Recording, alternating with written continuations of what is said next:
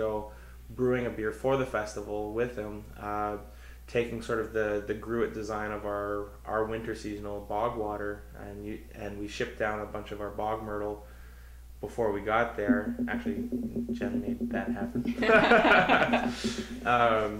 But unmarked package was the best way to go. I'm shipping herbs over the border. I don't want to talk about it. But there's so much you can do with pumpkin beer. It's kind of wild, and it was great to sort of get to work with the master of pumpkin. A unique ingredient that time was the cumin, I guess, or had you worked? Yeah, so our gruit had bog myrtle, yarrow, and roasted cumin, and then Dick came up here to brew it with us, so we'll have a version that we'll have as well.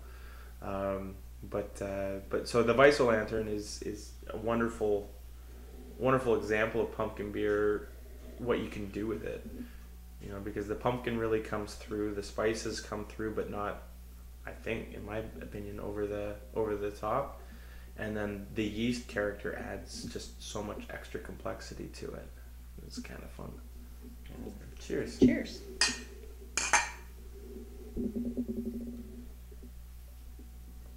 Yeah, all my talking's getting in the way of all the drinking. Sure they could edit. It'll be just the cheers after. It's great information for people. Now here's a question for you, just because I don't know if I'm just imagining it or not, but did you add allspice to this as well? I don't believe so. Let's see. But what we did add was orange peel, ginger, cinnamon, nutmeg, and then the rest is just all from the yeast. The ginger. It's probably everything mixed together. Yeah.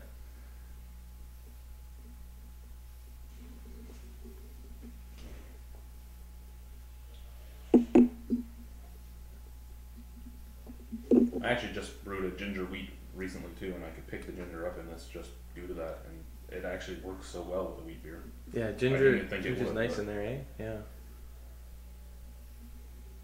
I find out of all the spicing, it's the ginger that comes through the most. You get the cinnamon, but the ginger sings, and I kind of agree. I think it's because it's in a wheat beer.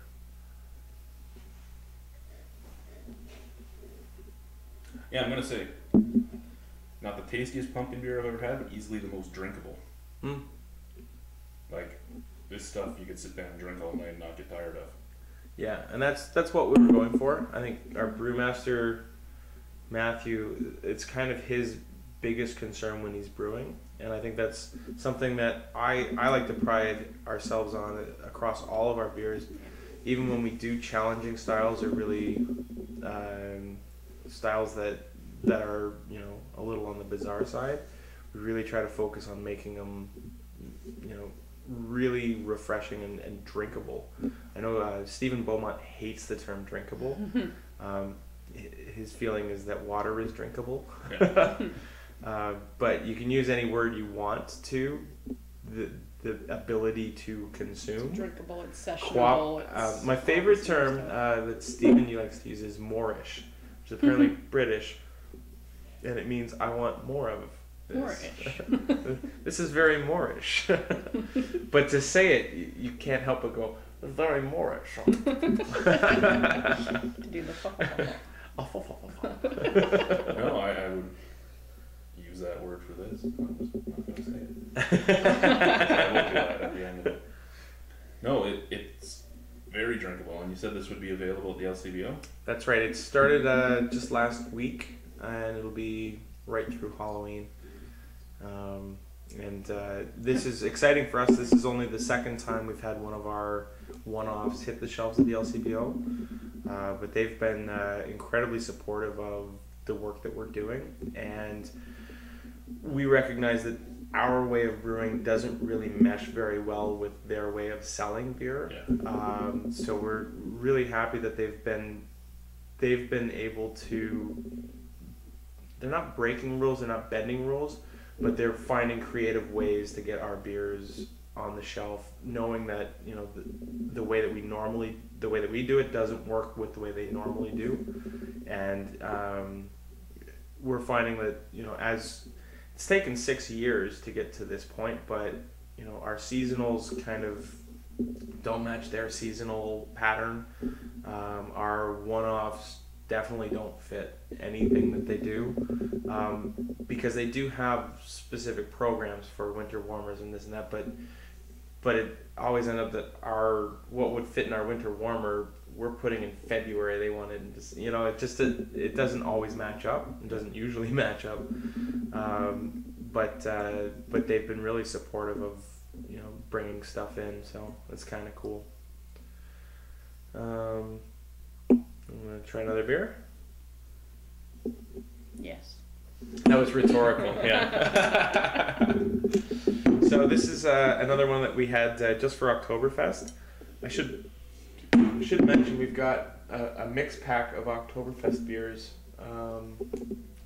Technically, you can only buy them at the brewery or through our online delivery service, which normally only runs in Ottawa.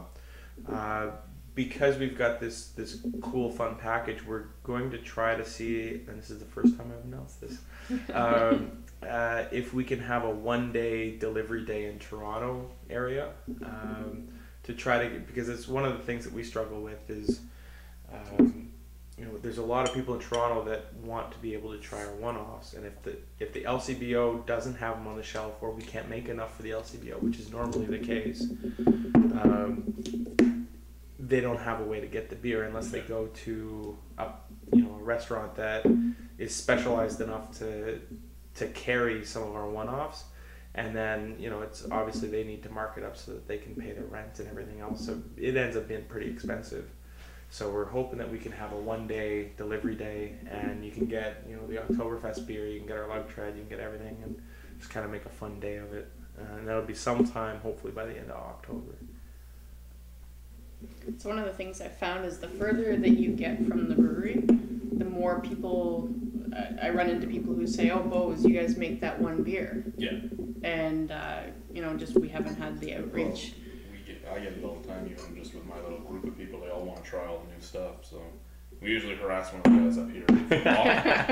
He's from Rockland. He comes here quite often, and he usually sends us boxes of your stuff so that we can try it. That's how we get most of it. And that's why if people can seek it out, and that's kind of the point we're at right now, it would be nice to, start out with the one day in Toronto, but it'd be really nice to be able to get more of it out, not just casks to beer bars or, like Steve was saying, with the bottles, but we're doing so much of this kind of a thing here, but it's just not necessarily getting outside the 613.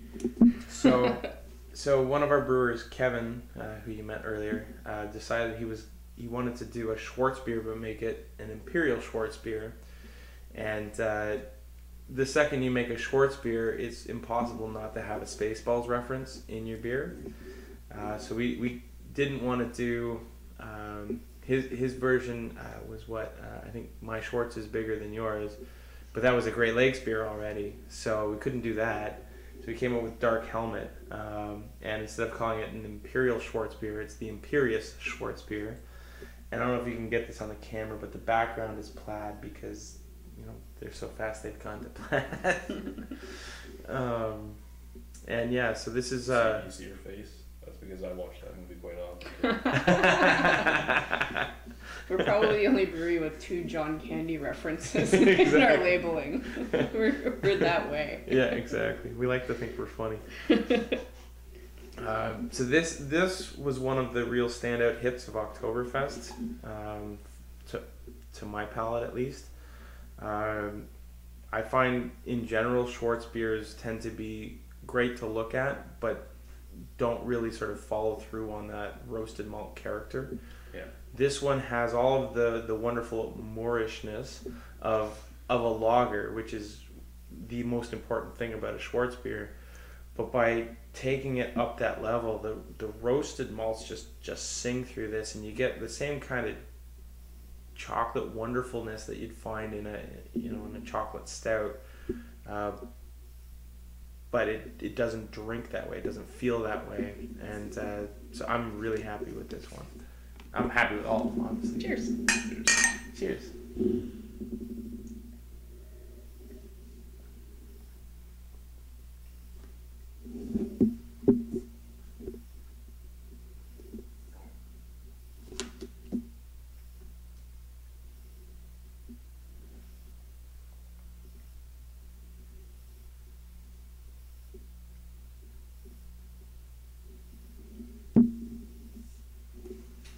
That's so close to some of my favorite styles of beer that I don't even know what to do right now. It actually tastes and feels a lot like a porter, but like you said, it is drinkable as a lager. Yeah, yeah. It's got the flavor profile of, you know, a rich deep porter, but the mouthfeel is totally different, which is pretty cool. I was trying to figure out if there was. Are you picking up licorice at all, or? Yeah. Yeah, I was as well. There's also some very dark fruit right at the very beginning. Raisiny, plummy kind I was of. gonna guess plum. Yeah. You definitely taste the alcohol too, the Yeah. boozy warmth. Well, I'm okay with that. Well, it's quite nice, yeah. I'll just start slumping under the table. And it's very roasty too. And where the booze is coming in, it's just mixing with that roasted malt too. Yeah. I find, especially, you know, as the season turns to fall, this is the kind of beer I like to gravitate to. You know, middle of July, I'm not drinking a lot of, you know, porters and stouts. I know, and I love you for that. But for me, you know, I'll be drinking a lot more, you know, goses and wheat beers in the summer, and when it's to me, it's not so much the cold, it's the wet of fall. I'm looking for that comfort food and comfort beer, and I find there's nothing more comforting than a porter or a stout on a wet day.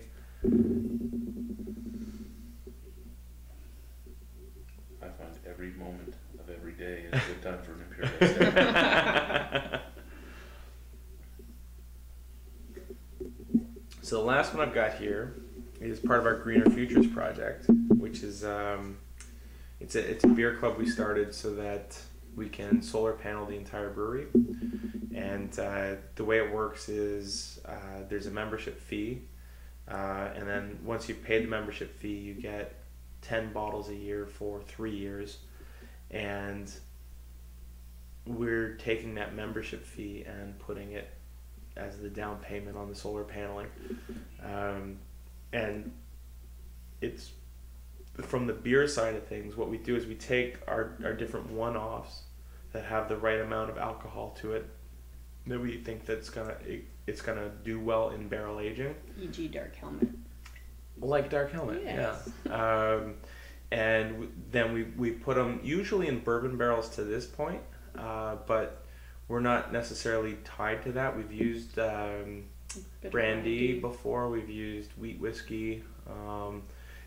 We're not necessarily tied to bourbon, but kind of like the flavor of a bourbon barrel for beer. And it's one of these things where, you know, this again, it's another way for us to experiment on the brewing side, and at the same time do it to create something very cool, not beer related, but, you know, in terms of, you know, running a business ethically. And what the hope and the goal is that once we've run this program to pay for the solar panels, we introduce a new program that, you know, maybe it's a biodigester, or maybe it's, you know, converting the fleet to biodiesel, and eventually we hope to get completely, you know, carbon neutral. Fingers crossed. Or as close to it as reasonably possible. So this one is what we actually did last February. We had 2 coffee beers that we put out. One was called Winter Brewed and one was called Collaborator. Winter Brewed was a coffee amber, and Collaborator was a coffee doppelbock. And we blended the 2 beers together for this one and aged that in bourbon barrels for 6 months. And this is actually going to be my first taste of it, so I have no idea what to expect. And I'll also mention that I stopped drinking coffee about 3 months ago. So if I start bouncing off the walls, you'll know why. The guys wanted me to strip naked for the coffee brewed review because they said it looked just like me.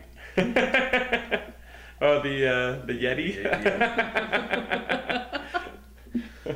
And we got that back in March, so I still have the Santa beard going on. Oh, wonderful. But You're getting there. You'll have it. You'll have it for Christmas for sure. Thank you.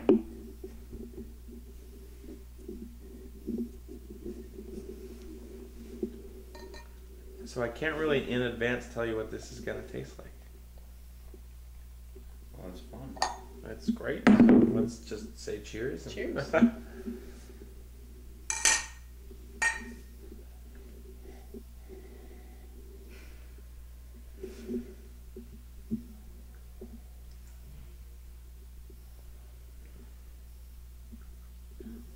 Yeah, it's kind of cool. The coffee definitely kicks it.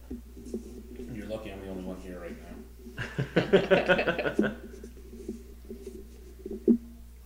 Well, it's great because the coffee and the bourbon seem in equal proportions. Yeah, and they mix together perfectly. A lot of our bourbon barrel aged beers, I find the bourbon really takes front and center stage, and then you're kind of left looking for the rest of the beer. It's got to fight with the coffee this time. This time you've got the bourbon and the coffee like duking it out, and the beer's in the background just kind of spectating. It's made it basically into a French vanilla. Mm-hmm. Yeah. Totally. Yeah, with the vanillins from the oak. That makes sense. It's beautiful. It actually is. If the cartoon was here, he'd be crying.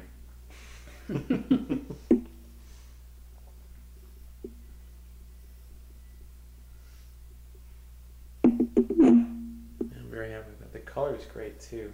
Yeah, I think it was partly the blend in with the amber. Yeah, well that's the thing is the amber just barely there. You can just Kind of goes like a little ruby kind of hue. yeah, right at the foot. Yeah.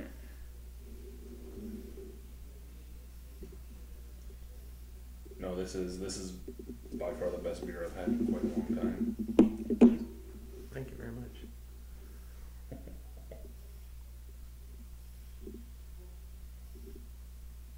And for all that flavor, it's still a little bit less than 8% alcohol. Really? Yeah, it's 7.9, so it's, don't get me wrong, that's still a strong beer. But you're not up at the, 13%, and I think that's what I'm noticing too is there's almost an absence of that, alcohol hit. Everything else is kind of overwhelming it, and it's... Yeah, there's not even really much of a warming on it. There is a little bit, but I'm a 300-pound Irishman. I'm used to Yeah. it more. Exactly, and it's not nearly the same way that our Screaming Beaver. Well, even the Dark Helmet had more of an alcohol warming than this. Yeah. This is more just flavor the whole way through, Mm-hmm. which is a bad combination if you get a couple bottles of that going on. That's why we make them cost $300 a piece for $30. Well, exactly. So really only $10 Yeah. a bottle. Which is more than a fair price for that. That's a beautiful beer.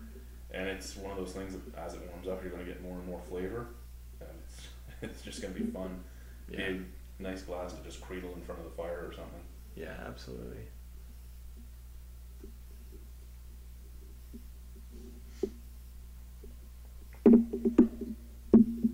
Yeah, It doesn't just taste like beer, just so you know. our goal with February is to actually create like a coffee beer festival, and so last year we had the 2 different coffee beers. We'd love to get to a point where we, almost like Elysian's doing with their pumpkin beer festival, 50 different coffee beers, because February is really cold. And a bit of coffee and a bit of beer just seems like the perfect cure for the February blues. That would be an amazing time too. Mm-hmm. It's also Ottawa's same time to do Interlude, so that was sort of our reference with the Winter Brood was if we've got already, however many visitors coming to the Ottawa area for Winterlude, you can have that after your skate on the canal. It's kind of a nice way to... Not before. Not before, no. Them bleeds are sharp. You guys could create a new law. Drinking and skating. The second time. Yeah. We don't don't need to change the last too many times. Our Greener Futures beer is it's one more level of experimentation for us, and it's one more thing that we get to play with. And the results are often never bad, but often very surprising. You know, I'm pretty surprised at how the coffee's playing with the bourbon in this, and then even more surprised at what the sort of the background beer is doing in there. And you know, it's one of those things where if we hadn't decided to do the panels, the solar panels, we wouldn't be doing this right now. And it's, you know, it's forcing us to do more creative things. And this is another one like the Screaming Beaver double IPA that was bourbon barrel aged. The first one we had sent to us from your Greener Futures one. It's another one where I would give it a 10 out of 10 if I could get it all the time. Maybe if you gave it a 10 out of 10, we'd make it more widely available. And maybe it's your fault. Thank you for coming and visiting us at the brewery. And it's been fun. And I don't always get to drink this much beer at 1 o'clock in the afternoon. I'm glad it's Friday. And the long Yeah, thank you for picking Friday, too. Happy to be your Friday interview. Nice way to ease into the weekend for sure. Thank you very much. Beer tasting with Jen and Steve at Beau's.